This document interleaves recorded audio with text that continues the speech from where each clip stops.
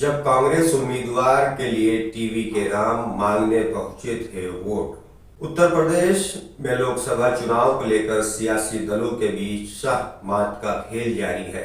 आगामी 26 अप्रैल को लोकसभा के दूसरे चरण का मतदान होता है, जिसमें मेरठ लोकसभा क्षेत्र का नाम भी है। बीजेपी प्रत्याशी अरुण गोविल के सामने कांग्रेस सपा गठबंधन ने सुनीता वर्मा, तो वहीं अकेले मैदान में उतरने वाली बसपा ने देवेंद्र त्यागी को टिकट दिया है।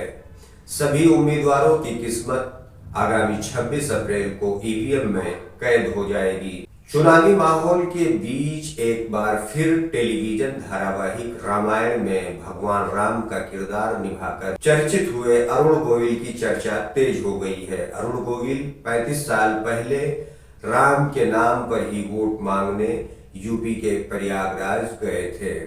उनकी बात सुनने लाखों की संख्या में लोग आए थे, लेकिन जिस कांग्रेसी उम्मीदवार के लिए वह चुनावी प्रचार करने गए थे, उसे हार का सामना करना पड़ा था। अरुण गोविल 35 साल पहले भी राम के नाम पर वोट मांगने गए थे।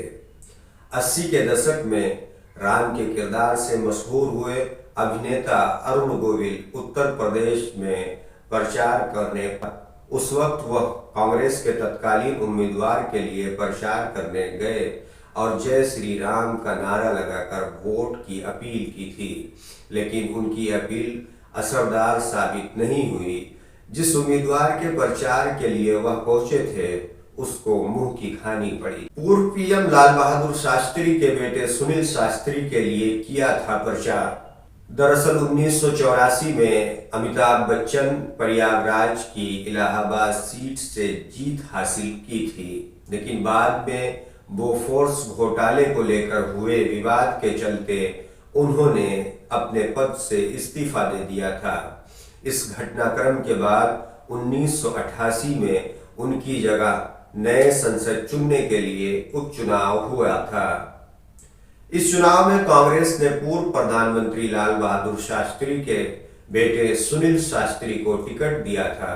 वहीं उनके खिलाफ वीपी सिंह एक निर्दलीय उम्मीदवार के रूप में खड़े हुए थे।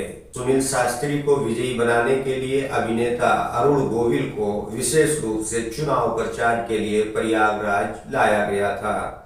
उन्होंने पीडी टंडन पार्क में एक विशाल जनसभा को संबोधित भी किया था। अपने संबोधन की शुरुआत उन्होंने जय श्री राम के नारा लगाकर की थी। 1 लाख से ज्यादा लोगों की जुट गई थी भीड़। जैसे ही लोगों को पता चला कि गोविल आने वाले हैं, दोपहर से ही लोगों की भीड़ लगनी शुरू हो गई और शाम होते होते 1 लाख से ज्यादा लोग मैदान और उसके आसपास जमा हो गए थे। इतना ही नहीं, हजारों महिलाएं पूजा की थालियां लेकर श्री राम की पूजा करने पहुंची थी। सिर्फ प्रयागराज ही नहीं, बल्कि आसपास के कुछ जिलों की महिलाएं भी पूजा की थालियां लेकर सभा स्थल पर पहुंची थी। लेकिन हैरानी की बात यह है कि इतनी बड़ी रैली को संबोधित करने के बाद भी सुनील शास्त्री हार गए थे। वैसे तो इस साल कंगना रनौत, हेमा मालिनी के अलावा बॉलीवुड का कोई दिग्गज लोकसभा चुनाव में सक्रिय नहीं है, लेकिन 80 के दशक में मशहूर रामानंद सागर की रामायण में भगवान श्री राम का किरदार निभाने वाले एक्टर अरुण गोविल को भाजपा ने इस बार मेरठ से चुनावी मैदान में उतारा है। भाजपा में शामिल होकर गोविल अपने राजनीतिक करियर को आगे बढ़ाना चाहते हैं। वो इसी माह 26 अप्रैल को अपने जीवन के पहले राजनीतिक इम्तिहान से गुजरेंगे।